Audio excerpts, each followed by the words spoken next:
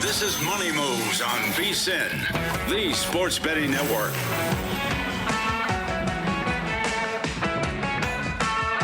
Kick it off, hour 2, Money Moves, Wednesday edition of the program, live on VSiN, the sports betting network, Sirius XM channel 158. We're in downtown Las Vegas at Circa Resort and Casino, home of the world's largest sports book. A lot to get into this hour. We've got West Coast bias coming up in 15 minutes, talking some West Coast college football, which, by the way, shout out to our guy Adam Burke going 2-0 in his Maction picks last night for college football.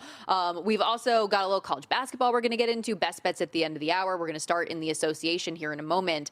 But you have a very declarative statement that you wanted to say about fast food, which I thought was interesting because we got a lot of feedback yesterday about the whole McRib situation.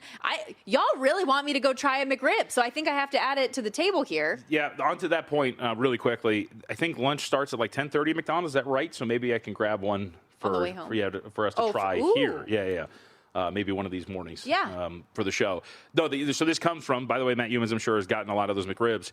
But we have a lot of great listeners in our audience, and Josh checked in and said he's a bit late, but the all-time McDonald's orders he pointed out. But one of the notes of his order was the Orange High C, and I would contest that the McDonald's Orange High C is among the best fast food beverages you can get. I've never had the Orange High C, but I can tell you that a fountain Coke from McDonald's hits different. Like if you ever... That's an old answer, though. That's what everybody says. But it's true. If I'm ever, you yesterday would have been a prime example. Had a night out on the town. No. You're maybe not feeling as good as you could feel the next day. You know what cures that? A McDonald's freaking Coke. That carbonation, the sugar, it hits just right. I don't know what they put in there. I know it used to be Coke, but not anymore. So there's a box of McRibs in the back here, it looks like. Or I would assume that that's an empty box, but yeah. Oh, okay. I'm assuming that humans probably went shopping. So, yes, I'm getting an emphatic yes. So humans went shopping and got a box of McRibs. Wow. That's fantastic. Yeah, do you think they know, like, oh, it's him again? Because we can just go, there's one across the street, right? Yeah. We definitely need to do that. Maybe that's what we do tomorrow. Yeah. Thursday on the way out. Can't wait. Sure. We do have some NBA to get to today. 12 games on deck coming up. And at this point in the season, I know it's still so early, but any, like, immediate early takeaways that have already caught your eye?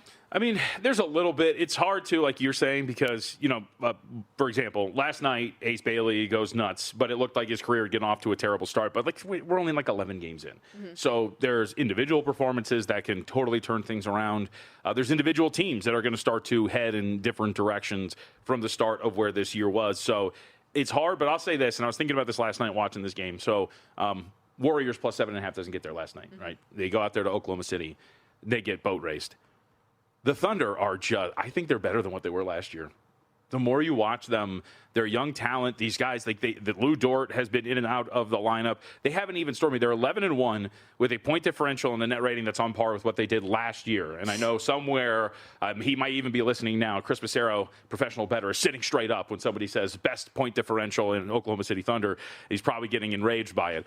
But what we have seen from this team has been so impressive. And it's not just a beatdown of the Golden State Warriors. It's like at every turn, they're dismantling opponents. They're dealing with adversity, despite the fact that they haven't really shown their best stuff in terms of their lineups. And then you have the improvement of these young guys. A.J. Mitchell is coming in and averaging 17.2 points per game.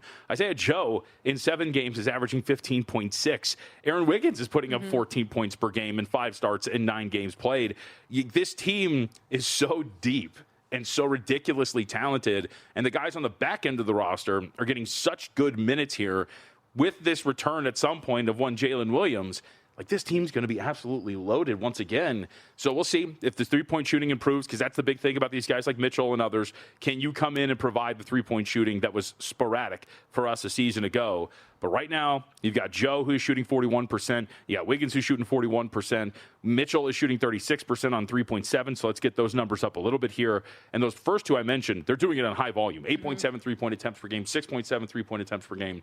This is a team that I think you could argue is better than what they were last year. And that, to me, is really intriguing, because I thought the Nuggets, and they still can, push them for that lead in that division. We might see another 73-win team here. Sheesh. They're good, dude. They're really good. So with that in mind, like they are plus 210 to repeat right now. SGA's your favorite to be the MVP again. Yep. Do we feel like we're just going to have another Western Conference Invitational, as you dubbed it? The Oklahoma City Invitational. I'm not there yet. We're still only 12 games in, but it just seems like every return and the way you watch them and how good they are, it does seem like we're kind of heading in that direction. We'll see. Again, I still have a ton of faith. I mean, last night, too, the Nuggets, for example. Nuggets start a game against Sacramento. It's like a back-and-forth, one-possession game. And then all of a sudden, the Nuggets in the second half, late third quarter, early fourth, are like, you guys want to go, win by, double digits and get this thing over with? And they just come out and distance themselves and ends up getting a big win over Sacramento last night. So I still think Denver's got a lot to offer here. So that's what gives me some hesitancy. I come into the year as a very pro-Denver guy, and they're obviously not that far behind. They're 8-2, and the Thunder are 11-1. So with the Thunder, they are on one of the national games coming up tonight on the second half of this back-to-back, laying 8.5 points, hosting the Los Angeles Lakers, who are 8-3 and have been playing pretty well themselves despite not having LeBron out there. Luka has been awesome. We detailed that a little bit yesterday with everything that happened with Nico Harrison getting let go from the Dallas Mavericks. But what's the approach tonight? It's a pretty big number against a Lakers team that's been playing well. It is. And here's the thing. Situationally, not the best. Now, we get the injury report because it's the second leg of a back-to-back and a third game in 4 nights.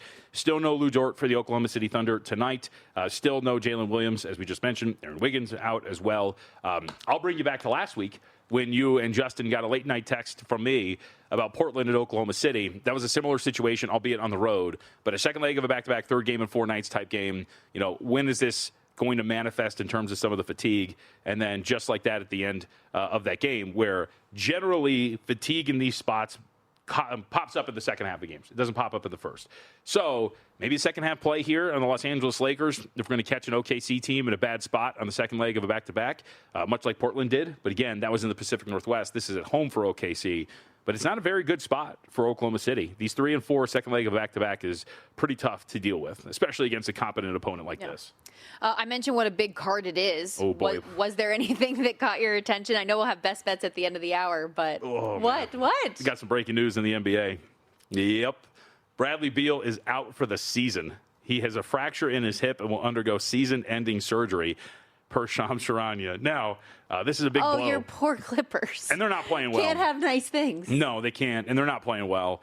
And you thought maybe this would be a situation where tonight you could catch Denver in a pretty tough spot. Again, somewhat similar situation, out on a road trip, taking on the Nuggets, who are on the second leg of a back-to-back. We're in Sacramento last night. You get him here. You're somewhat desperate. But Kawhi's got this ankle injury. He's not playing today. Yeah. You get the news today that Bradley Beal is out for the season.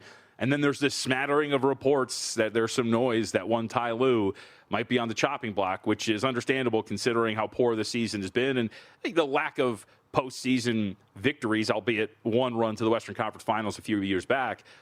So with this hanging over it, I mean, if Denver plays everybody, which we'll see if anybody gets some rest. Those late games, we still don't have the injury report for them. That is the one looming over this. But that's some pretty big news for a Clippers team that, as I said, I didn't think that they were going to win a championship, but they seemed on paper better than they were last year and could push for 50 wins. But that's a pretty big blow, and the season start has been abysmal. You wrote in our rundown some ATS numbers for the New York Knicks, who are hosting the Magic. That's another one of the national games today. Well, that's what we talked. I just wanted to bring that up because we actually talked about this yesterday, where they were taking on the Memphis Grizzlies. But if you had watched, the Knicks had been kind of spreading their wings a little bit and had been on a pretty decent run. At home, they've been great. They're 7-0 straight up, 7-0 ATS at home, with a win over the Grizzlies last night. Brunson again yesterday, 32 points, 5 rebounds, 10 assists on 11 and 19 shooting. We can talk about the Grizzlies, who are 1-8 against the spread in their last 9 games and continue to just kind of slip down the standings here. But this is going to be one where, all right, who are the Knicks going to play today? And right now, let's see. I'm not finding anything. I have it on my radar here. I'll have to pull this up. But either way, this is another one where second leg of a back-to-back, how are you going to handle the situation? And Orlando has been a team that I have not really liked, and their offense has been pretty abysmal. Okay. I didn't have a read on this, but I will say the next one's pretty interesting. Cleveland's on the road against Miami. Heat opened up 3.5, total of 247.5. Cleveland is playing nobody today. Donovan Mitchell's out. Darius Garland is out. I think Mobley is out as well. Let me double-check my notes here. I don't want to spread any false information. Evan Mobley's out. So they have really nobody going. And this has been a rough stretch for Cleveland. They played a lot of games, a lot of high-octane offenses. And Miami's been great. They've been high in terms of pace. Their offensive efficiency has been incredible. You see it with this total of 239.5. Sam Merrill, the other day against Miami, Stormy, he had 16 three-point attempts, not like field goal attempts. He shot 16 three-pointers against Miami the other day. And that's with Donovan Mitchell in the lineup. What is Sam Merrill going to do today? When nobody else is out there, I would say to, like, calm him down. But essentially just, hey, like, where's the volume going to come from a shooting standpoint? Merrill might be up for a pretty big game here. Through over 3.5 three-pointers was like minus 160, minus 170 in some places. The latter, I think, all the way up to 7+ makes, which is near 5 to 1, 450, I think. Okay. Those are something worth looking at. I think Merrill, like, there's just no offense here.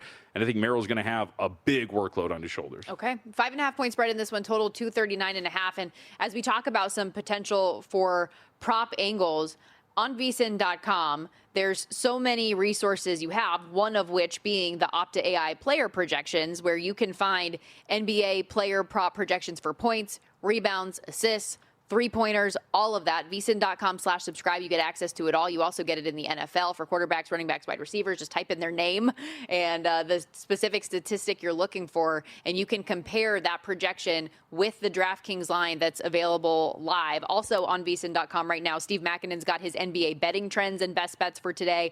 Zach Cohen's got some sides, totals, props, all of that available. vsin.com/subscribe. That's how you get unlimited access to all of it each and every day. You also get access to all of our guides. We are going to take a quick timeout. When we come back, getting into a little bit of college football talk. Some really interesting games out west this week, including a ranked-on-ranked matchup between Iowa and USC I am particularly interested in. We had a conversation playoff picture-wise about the Utah Utes. They've got a big one at Baylor coming up on Saturday. We'll dive into it all next on Money Moves.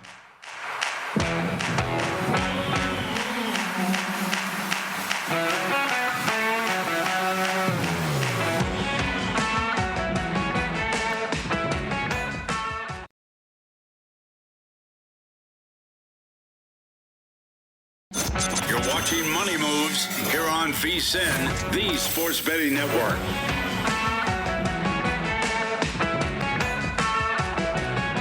Time for a little West Coast bias. Get some West Coast bias in your life. Stormy Buonantony, Jonathan Von Tobel with you. Some fun games out west in college football coming up this weekend. We mentioned it before the break. We've got a ranked-on-ranked game with Iowa taking on USC. TCU at BYU, the game I will be on the sidelines for this weekend. Utah at Baylor, a big one. Arizona could be plucky at Cincinnati. There's a lot of fun games this weekend. Yes, indeed there are.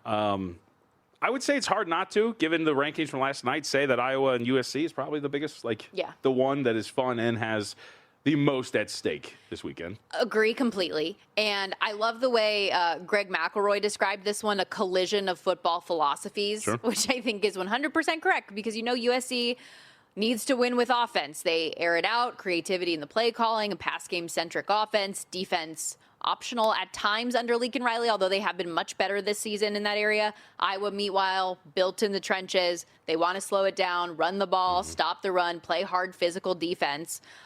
Oregon, oddly enough, I think kind of out Iowa to win that game last Saturday. How do you think this one plays out?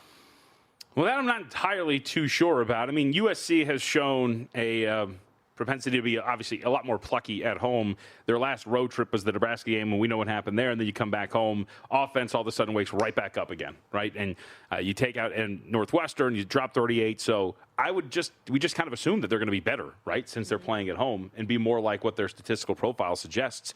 So the question I think would be, if you can get Iowa into a higher scoring game, can Iowa keep up and stay inside of that number? 122nd ranked passing offense so far in the country, if you look at it by EPA standards. And quietly, USC's defense actually kind of strong, despite the fact that they have all these injuries going back to the beginning of the season in their secondary. So I don't know, man. I think USC has proven to be one of these teams, as simple as it sounds. You'd rather play them at home. You'd play against them on the road, and they're here at home in a spot where they're comfortable. And this has ticked up a bit from the 6.5. My gut tells me that line movement is correct as well, with USC favored by the touchdown at home in this spot. There are a couple things that do give me some cause for concern. One of those being USC's run defense specifically, 61st in the country, giving up over 140 yards per game on the ground, which will be a challenge against this Iowa offense and the way they want to slow it down, grind you running the football, even the way their quarterback, Mark Gronowski, operates the offense and how he can take off. That's one thing that kind of worries me a little. Keeps USC's offense off the field. Yeah, exactly. Yeah.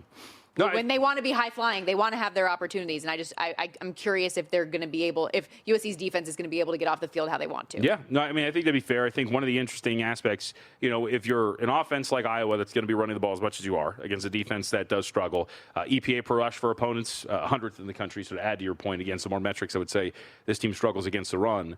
They're also pretty middle of the pack, USC defensively, on early downs efficiency. So if Iowa running on early downs against a defense that struggles, on third downs, how do you hold up if you're a team like USC? And they've been pretty good on third downs, top 50. But I've always wondered about that dynamic when you see defenses like this that kind of struggle on early downs but have a high rate of success on third downs. Is that a sustainable way to play? It's almost like a mini bend but don't break kind of defense where, we think about it as in you give up trips to the red zone, but then you don't really break, you don't allow them in. Similarly, on a drive-to-drive basis, you're pretty poor on first and second down, or below average at least. And then on third downs, you kind of buckle in. But if you're going to be giving them a lot of third and manageables for an offense that likes to run the ball the way they do, and you struggle, that doesn't seem like a recipe for success. Yeah, and Iowa, to their credit, has been a good cover team this year, 6-2-1 against the spread. USC, by the way, plus 340 to make the college football playoff. This, a top 25 game in the CFP. At Oregon coming up next week, and then they close out the season with UCLA. So curious if they can make a case for themselves. The number 13 ranked team in the country, Utah Utes, laying 8.5 at Baylor. High total in this game at 60.5. Huge game for the Utes, who are 7-2. Non-negotiable. Gotta have it. Gotta win. Gotta look good doing it. Meanwhile, Baylor looking to get bowl eligible as well, and I'm sure would like to stop any chances they can for Utah and be the spoiler, all those things, knock off the number 13 ranked team in the country. What do you think about that number? Instead of laying 8.5, is this like a Utah team total play? Ooh, I could get on board with that. Baylor's, you mentioned, Baylor defensively. Utah's going to score. Yeah, I would assume. To your point, EPA per rush for opponents, 94th in the country for Baylor. EPA per pass for opponents, you're 71st in the country. Let's see. Early downs, expected points added, allowed, you're 94th in the country. Similar to what we just talked about with USC, except this is a little bit more extreme. You're 94th on early downs if you're Baylor. You're 40th on third and fourth down. So I don't know if you can continue to sustain that sort of success when you're not as good on the early downs. And Utah across the board is one of the better offenses in the country. They're not going to be confused with that of USC, but still top 30, top 50 in multiple different metrics with their offense, and top 5 both in third and fourth down success rate and pretty good on early down. So I think that I can trust that Utah is going to be able to score. Question becomes, as you're kind of alluding to here, Utah defensively, are you going to be able to get enough stops? Their rush metrics in terms of efficiency haven't really been great, pretty below average. But I kind of trust that Utah is going to be able to put some points up here. Yes. I don't know if Baylor can stop their run game. Yeah. They do it with their backs. They do it with Devin Dampier. They do it with a package for Bird Ficklin. They have rushed for the second most yards in the country, nearly 270 per game, explosive and consistent, which I think makes Utah very dangerous, home or on the road. One of the best offensive lines in the country helps that as well. The team total for Utah is 34.5, so it's high, but it's also a number they've gone over in 4 of the last 5 games as well. So do with that what you will. I think Baylor, in terms of their score, I'm curious what it's going to look like for them offensively, because if they're going to score against this defense, Sawyer Robertson's going to have to do some work through the air. Michael Trigg at tight end is probably their lone real mismatch on that side of the ball, which, he's great. But this pass defense is 6th in the country, and Morgan Scalley's done such a great job on that side of the ball too. So I think there are a lot of angles to bet on Utah. I do like that angle with the team total. I think we're going to get some points here. Yeah, I feel like I can trust that. I can see a scenario in which Utah's defense is, soft enough where they can give up some scores and they find themselves in a shootout, and it's hard to cover a big number like that on the road. So let me just trust that this Utah offense is going to be able to get it done. The other 2 games I know you were looking at, Oregon and Minnesota, Colorado State, New Mexico, 2 big spreads in both of those, with Oregon laying 25.5 at home and the Lobos over 2 touchdowns at 14.5. Well, so for Oregon, it's more about, hey, you went out, had a tough road game. Now you come back, you're number 18 you're the number 8 team in the country. You just got to maintain. So what does that look like here as a big favorite? I don't think they're a team that, as we get to this time of the year, talk about style points, running up scores. They're pretty safely into the bracket. You just got to win. So I'd be curious to see just what we get from Oregon coming back home off of that game against Iowa, which seemed pretty tough and physical. Mm-hmm. The other, though, again, we cover a lot of Mountain West football here on this. Do we dare ask a bad team to do something good for us here? You love New Mexico. I do love New Mexico. I'm shocked by where you're going down this road. This is a big number, man. So it's always about market expectations and where a team is getting priced and how does that power rating by the market adjust on a week-to-week basis. And I would very much argue that with New Mexico, we're near the top right now for the Lobos. This is look, this is a good team. They're very well coached. They're a ton of fun to watch. But they do still have their flaws. Defensively, they're not really a great team. Their offense is tremendous. But if you look at a lot of different metrics, especially when you're talking about non-explosive, expected points added per play by opponents, Stormy, they're inside of the 10th percentile defensively. They're not a good team. They do a very good job in limiting explosives. But generally, down to down, they have their struggles. And I'm just, 14.5, that is a very big number for New Mexico. And I'm just very curious to see if we're at the top of the market here. The reason this surprises me the most is because of how much UNLV football you watch. Mm-hmm. And that New Mexico just beat UNLV They did. on the road. And this is a Colorado State team that just got waxed by UNLV to the tune of 42-10. They did. At home. These are all facts. The difference, though, is think about that power rating difference, too, where, yes, it was on the road. That's just such a recent in my head thing. It is. But remember, UNLV was only about a 4.5-point favorite in that game against Colorado State. So this is, and even if you want to flip that back home, whatever it is, you're still only talking about in the range of 10 for a point spread for UNLV back at home. This is now 14.5 for New Mexico. I think there's two things at work here where the power rating for the Lobos, rightfully so, is growing, while Colorado State's has drifted out. But I would also take you back to the fateful day on October 18th, 2025. I don't know if you remember this at all, but we have used this team as a barometer for why certain teams stink. New Mexico barely got by Nevada 24-22. It's got its own flaws as well. And as much as I love this team, 14.5 is a lot. Colorado State loses 42-10 to UNLV. Shutout 28-0 at Wyoming. Uh-huh. Lose at San Diego State 45-24. Keep going. At home to Washington State 20-3. Keep going. You're missing a result there. The Hawaii one? When they blew out Fresno State. Oh yeah, which, dude, talk about it. That's what I mean. Explain the Mountain West. Have you decided who's winning the league yet? No. San Diego State -3? Yeah, there we go, yeah. That's such a weird, ugly game. We got to talk about that, too. We got to get to this. Yes, so when we come back. The greatest betting trend in the history of college football when we come back. That's exaggerated, but we will discuss that topic, the SDSU game, and some college hoops when we come back on Money Moves.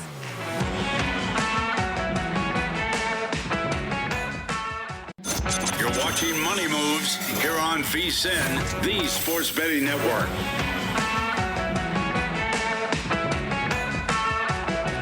Official horse racing partner of VSiN, First Bet is built for bettors who demand more. First Bet isn't just about placing a bet. It's about helping bettors of all levels with proprietary AI handicapping tools to provide data-driven insights and help you make more informed bets. First Bet's in-app tools give you win, place, and show probabilities for each runner. You can quickly and easily identify good value plays and improve that ROI. Right now, you can take advantage of a limited-time $250 sign-up offer, but to claim your bonus, you need to use our promo code VSIN250. That's VSIN250 when you sign up in the First Bet app or at firstbet.com. It's the number one, stbet.com. Promo code VSIN250 to get that limited time $250 sign-up offer. Stormy Buonantony, Jonathan Von Tobel with you. Got a little carryover of West Coast bias, which I've noticed has kind of become a theme with these games because there's so many of them. There are so many, and we get a little in the weeds, probably too much on some of them, but I like it that way. We got to have somebody on this network's got to do it. It's because we care. Yes, we need to give these teams the attention they deserve. Simple as that. You will not find any more in-depth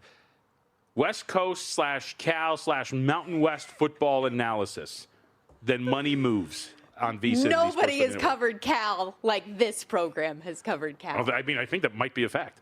Maybe San Diego State as well. UNLV. That's right. We're all diving in, especially since other shows are going away, apparently, that would cover UNLV, unfortunately. That is correct. That is very true. Local media took a big hit. So the old Aztecs got exposed in a bad way this past week on the island out there in Hawaii. God, this game's so ugly, and I can't wait. And we talked about that potentially being the case, given what Micah Alejado and that Hawaii passing offense could do. San Diego State had played a lot of really bad passing offenses and made their defense look good. So now, today, though, host Boise State. No Maddox Madsen. He's done for the year. The Broncos are not the same one that was predicted to be back in the college football playoff again this year. The Aztecs better, I would say, certainly, than still what they showed last week. Only laying 2.5 at home. Feel like this might be a play on San Diego State. I kind of agree. Yeah. I've talked myself into it over the last 24 hours. I mean, no Madsen is. I don't think Maddox Madsen. We've talked about this since before the season started. Like, I don't think Madsen is a quarterback to write home about. I think his last year with Ashton Genty a season ago, he was very much buoyed by the fact that you're facing 8-man boxes with a bunch of one-on-one coverage outside, and that really helps you. But one of the things that you see in Madsen's career, it tends to put the ball in danger a little bit. Not a dude that I think you can really put a game on his back and win. Again, he's fine. You look at his stat line, 15 touchdowns, 7 interceptions, turnover of the whip, play rate's pretty high. But you're going to suffer, I think, with Max Cutforth, the former walk-on, who in 32 dropbacks so far this year, most of them coming in that game against Fresno State, did not look good. Now, maybe with a week of preparation, it's going to be a little bit better. But to give your Aztecs some credit, statistically, they were one of the best defenses in the country going into the game against Hawaii. But that was because they had not faced anybody that could throw a forward pass in 2025. I can give you those numbers. Go ahead. I mean, even despite the poor performance last week, they still are fourth nationally in scoring defense in points allowed per game. They are giving up 261.8 yards per game, good for sixth in the country. There are a lot of metrics with which, albeit deceiving at times because of the opponent, they have stood up very tall. So against another shorthanded opponent who is probably going to be limited in offense, who's going to try to do this on the ground, I think you can kind of trust San Diego State to snap back here. And get it done. By the way, should we just be betting the under, though? Based on, I mean Boise State's defense is good, and we don't trust either of these offenses to score particularly well. Yeah. And I mean, you would be able to speak to this more as you are somebody who went to the school, maybe has a little bit more of a pulse on how people follow this. But either way, this isn't a backbreaker by any stretch for San Diego State. It was the backbreaker in terms of getting to the college football playoff. They can still win the Mountain West. Sure. And getting a conference championship. Given the way that this regime going back to last year under Lewis had kind of started, that is still very much in play here if you win out. So everything's in front of you in terms of winning the Mountain West. I don't see why this team would be, shaken or, those dream crusher scenarios where you lose the big game, your objectives are shattered, you have nothing left, and then you kind of fold the next game. No, this team's got everything in front of them, and it's actually pretty good that you get a team like Boise right away because now you can eliminate a foe when it comes to getting to the Mountain West Championship game. Boise State does have a 10-cent edge on the board as a favorite at plus 165, SDSU plus 175, and then the odds fall off. UNLV 7-1, New Mexico 7-1, Hawaii 10-1. I am going to be on the sideline this weekend out there in Provo, Utah, covering TCU at number 12 BYU. There we go. And here is the stat that JVT teased. The greatest college football betting trend that you will see. All right, that's a bit much. BYU has been great when I've been their sideline reporter over the last 5 years. So my first game that I covered BYU was in 2020. It was the Zach Wilson COVID season, and if you remember, they were just like walloping everybody. They had a really weird schedule. So maybe some of these numbers are a bit skewed because of how they were beaten up on everybody except for Coastal Carolina that year. BYU is 12-0 straight up and 9-3 against the spread with me on the sideline. Their average margin of victory in those 12 games is 19.3 points per game. What a trend. The average cover margin, more than 8 points per game. What a trend. It's pretty good. They're buying into this too, aren't they? Oh, yeah.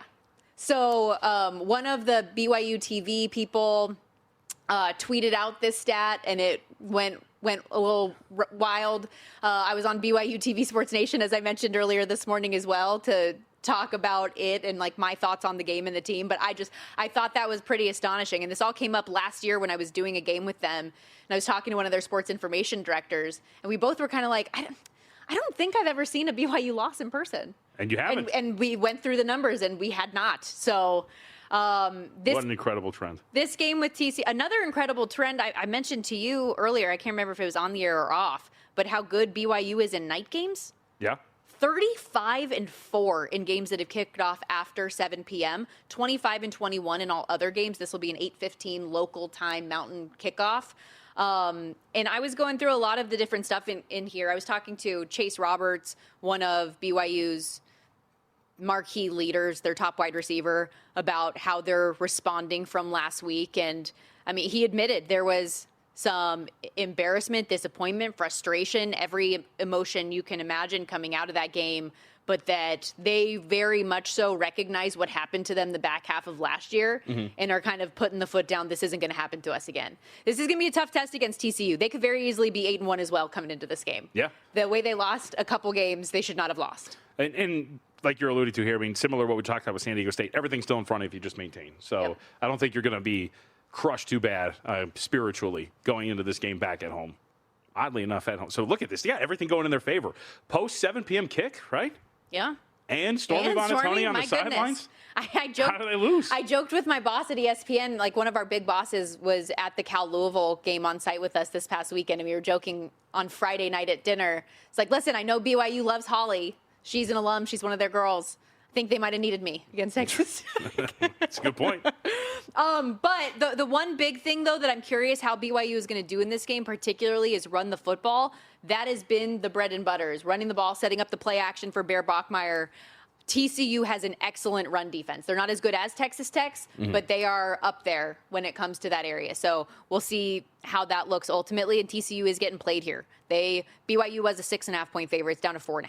Nothing on these other West Coast games? I mean, you included for some odd reason Kansas State and Oklahoma State for West Coast bias. Maybe it's really, just, I think it's the Big 12 in me. Yeah, okay, that's the Big 12. Well, because the other one I was going to ask you was, you had Arizona State. Have you had them twice or once? Just the one time? I've had them twice. Okay. Home against West Virginia. I've had 2 losses for Arizona State, so I don't think any of their fans want me on their sideline, by the way. Mississippi State. What was the other one? When they got shellacked without Sam Levitt at Utah. Oh, that's right. Yeah, that was it. Yeah, I forgot about that. So that's not, I don't think that's a fair lens to view ASU through necessarily. The game I'm actually most curious about on this list that I'd love your opinion on is Arizona at Cincinnati, because it's a near full touchdown here, 6.5. I don't know if we're going to get to 7, but we might with Cincinnati, who is back in the national rankings this week. Yep. But an Arizona team that has been feisty this year and is not someone you can overlook by any means. An Arizona team that almost constructed the greatest comeback of all time about a month ago or so. But I would say it's a very deep cut that nobody understands. Look, Cincinnati, I think, is a pretty well-coached team, as we've discussed. It is hard to ignore how bad they can be on defense, though. I mean, across the board, we're talking about a team in many of these different metrics ranks no higher than 77th at a lot of key stats. And that, of course, being on early downs. Like, this is not a group that has been, or excuse me, that's on late downs. Early downs, they're 107th in the country. I just don't know how you can trust asking a team to win by margin when you can't defend at a very high level. That's fair. I don't know what to make of the Cincinnati team. 1 minute I think they're real. 1 minute I think they're not any good. Yeah.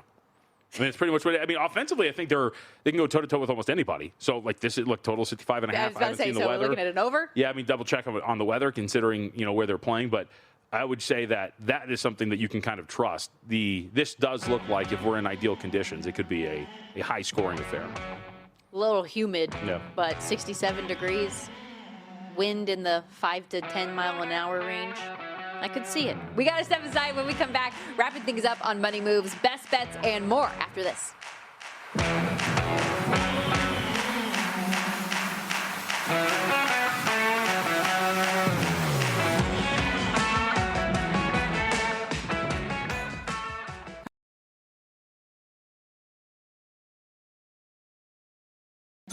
You're watching Money Moves here on VSiN, the Sports Betting Network.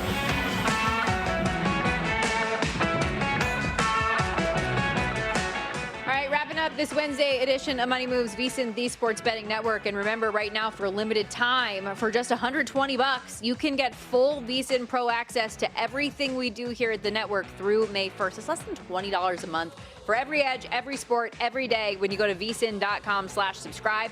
That includes the daily best bets from all of our show hosts and guests, live betting splits from Circa, DraftKings, and Brocco, AI-powered prop projections and matchup tools, 24/7 video and replays on the VSiN Watch app, plus full coverage all football season, hoops, hockey, March Madness will be here before you know it. Same thing with the NFL Draft, the Masters. Don't miss your chance to lock in this special rate. Again, just $120 to get full VSiN Pro access through May 1st at vsin.com/subscribe. That's vsin.com/subscribe. Stormy Buonantony, Jonathan Von Tobel with you as we wrap things up here. We're going to get to some best bets in a moment.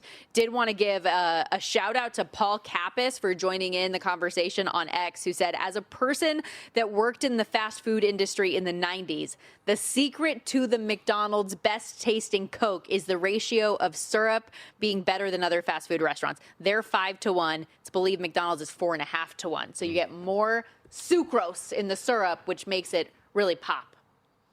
Oh, okay. I see what you're saying. Wait, no, isn't that less if it's less syrup? 4.5-1 compared to 5-1? Yeah, wouldn't that be less syrup? No. Oh, okay. Really? Am I bad at math? I feel like it's a lesser ratio. Right, yeah, so wouldn't that be less syrup?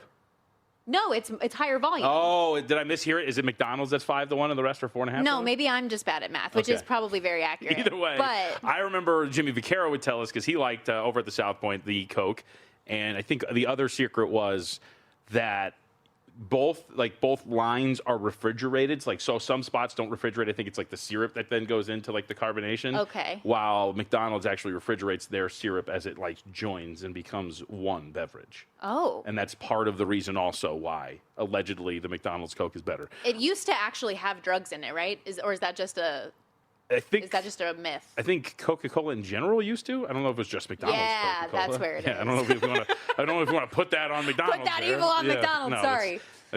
That's pretty bad. No. But my concession was that Orange High C from McDonald's is also up there as one of the better drinks. Okay. What do you think? think? Give it a shot. I used to like the dollar tea as well. I'm not a tea guy. Dollar sweet tea. What? No. But you know who is? Matt Humans, who loves the McRib. There you go. Ryan Hunter, by the way, our guy, also check it in, says even though we can't eat them anymore, the fake McRib at AM PM, also straight fire. So maybe I think we're going to have to do that this week.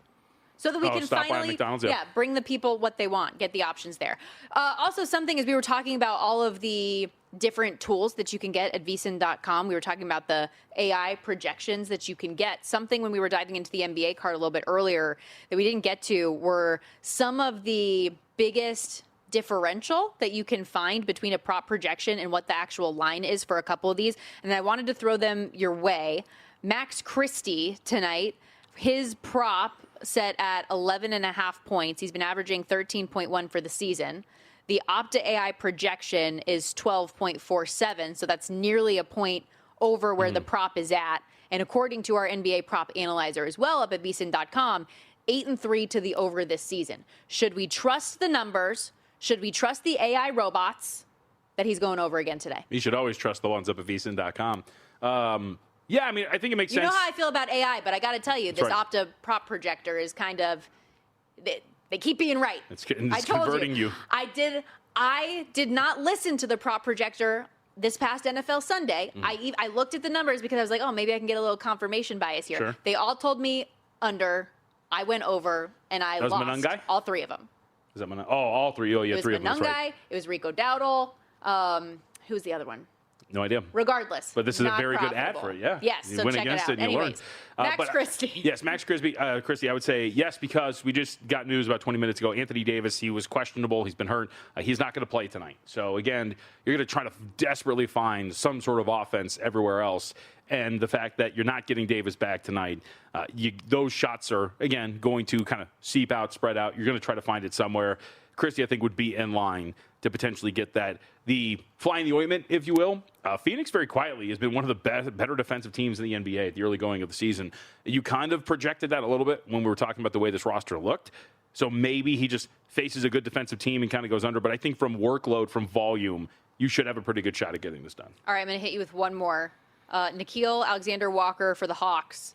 His rebounds prop set at 3.5. The Opta AI projector is 2.38, so that's more than a full rebound margin here. On the prop analyzer, he's 8-1 to the under this season. Against the Sacramento Kings today, should be rolling with the under once again. He's also only averaging about 2.5 per game. Yeah. Well, he is questionable to play today. So that would be the worry for you. If he's, first off, going to be out there, and second, how healthy he's going to be. It is a back issue for him. That would be my only concern.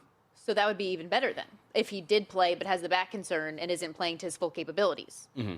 Oh, it's under, excuse me. Correct. Yes, okay, I apologize. Then yes, potentially. You could also play him over, and then should he not finish the game, you'll get a refund. I hate you. And that'll make Stormy Buonantony very happy. All right, time for best bets. Before we get to it, Matt Less did check in and say the 4.5 represents the amount of water to 1 part syrup, so higher concentration of syrup. Concentration. Yes, yeah. That's what it is. Yes. Concentration. Good shout. Shout to you though. Good use of the word sucrose. It's very good. Nice. All right. I was giving you a compliment. You got some plays coming up today. I do. Let's go with a couple of these NBA wise. We'll give it a shot. I mentioned Sam Merrill over 3.5 3-pointers at -145. No Darius Garland, no Donovan Mitchell, no Evan Mobley. This team's going to try to desperately find some offense from somewhere, and I think that Mobley's going to be in a pretty good position to get this done. $1.45 is the price. Might be a little bit higher, but I think that's actually worth playing. This dude, again, took 16 3-point attempts the other day. He is going to just fire in what should be a high-paced game against Miami Heat. So Sam Merrill over 3.5 3-pointers, -145. Then a couple of totals we'll go under on today. Did mention that Mavericks game. Suns-Mavericks, no AD. Kind of works for me here a little bit, but we will go under. That was earlier today at 229.5 we have up there. We're still floating around that number. Actually, no, we're down to 227.5. Didn't realize it moved that much. And then Grizzlies-Celtics under 230.5. This one is down to 229.5 at as low as 228.5. This is an interesting spot. Both the Grizzlies and the Celtics are on the second leg of a back-to-back playing their third game in 4 nights. So both are really at a pretty tough scheduling spot. And I'm very curious how this manifests in terms of, weak legs, short shots, not playing as well offensively. But does it also mean where I get burned is that, I'm not running back. Like, I'm not playing defense. Not that they're going to quit, but that fatigue might manifest in that way. And that up and down, back and forth game might get you there. But I will say, both teams have really struggled on offense. The Celtics shooting has really kind of hurt them quite a bit. They're taking a ton of long mid-range, too. So that's something where they lead the league by a good margin in frequency of attempts from long mid-range. I just don't like the way they're playing offense. So we're going to go under 230.5 where both teams are in a pretty negative scheduling spot today. Okay. No reveal on that one. I'm not saying anything. I was expecting one. Just based on you told me this was the one we were going to get. I was expecting one. Let the powers know that I accept every decision being made. So I do too. I was just told that was the one.